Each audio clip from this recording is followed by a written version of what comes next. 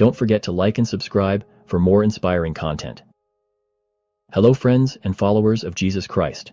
This week's study of the Doctrine and Covenants, where I will focus on sections 41 through 44, covering April 28th to May 4.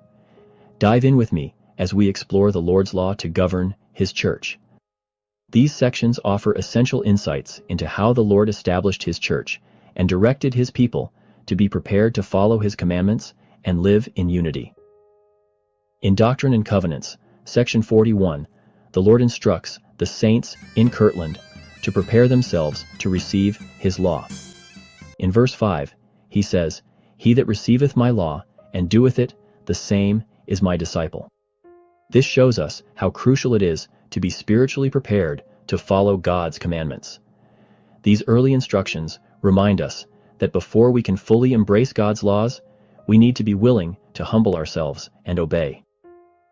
Think about your own life. How do you prepare to receive revelation and follow the Lord's guidance?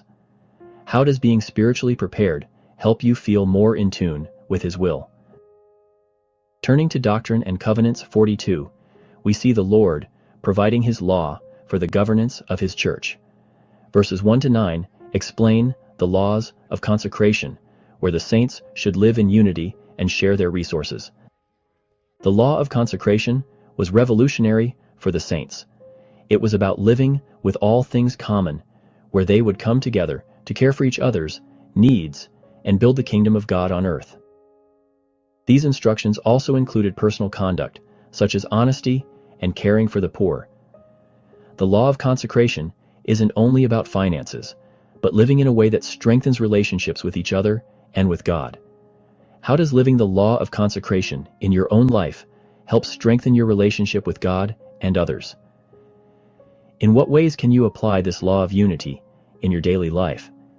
In Doctrine and Covenants, section 42, verse 30 to 42, the Lord continues with instructions about remembering the poor. He tells us, "Remember the poor and consecrate of your properties for their support." This is not just about giving money but taking action to care for others' needs. God's law to remember the poor is rooted in love and compassion. It's a reminder that we are all brothers and sisters, and that others' well-being should be just as important as our own. Reflect on your life. How do you remember the poor and help those in need? Think about how you can consecrate your time, talents, and resources for others' benefit.